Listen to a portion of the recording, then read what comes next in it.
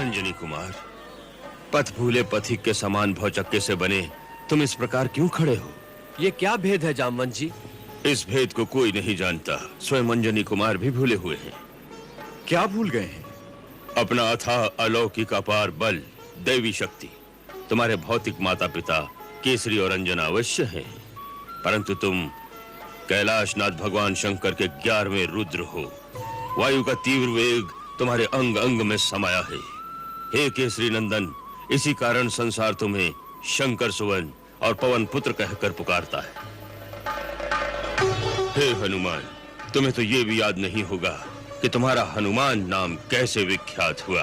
कैसे विख्यात हुआ? आंजनेय के बाल्यकाल में अज्ञानवश इंद्र ने वज्र प्रहार किया।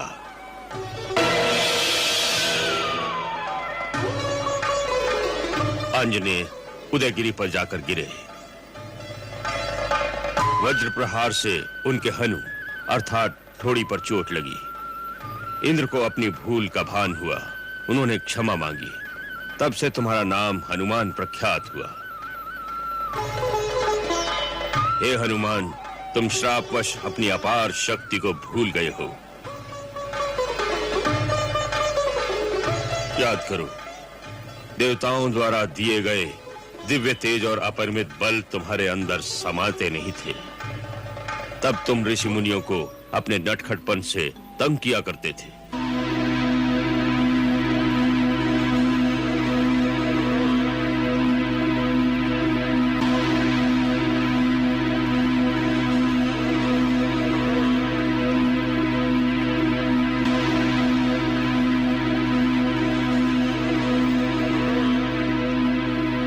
तब एक ऋषि मुनि ने तुम्हें शाप दिया था।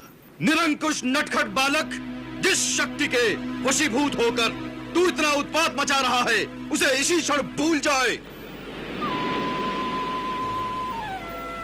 तुम्हारी माता अंजना मुनिवर के सामने गिड़गिड़ाई और क्षमा मांगी, तो मुनींद्र ने शाप विमोचन का वही उपाय बताया कि शक्ति प्रयोग का सही अवसर आने पर जब कोई तुम्हारी विस्मृत शक्ति की याद दिलाएगा तो तुम्हें अपनी भूली शक्ति पुनः याद आ जाएगी।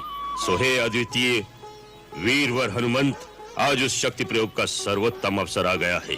तुम अतुलित बलधाम हो, वानरराज सुग्रीव से बढ़कर बलवान हो, तेज और शौर्य में प्रभु श्री राम और लक्ष्मण के समान हो।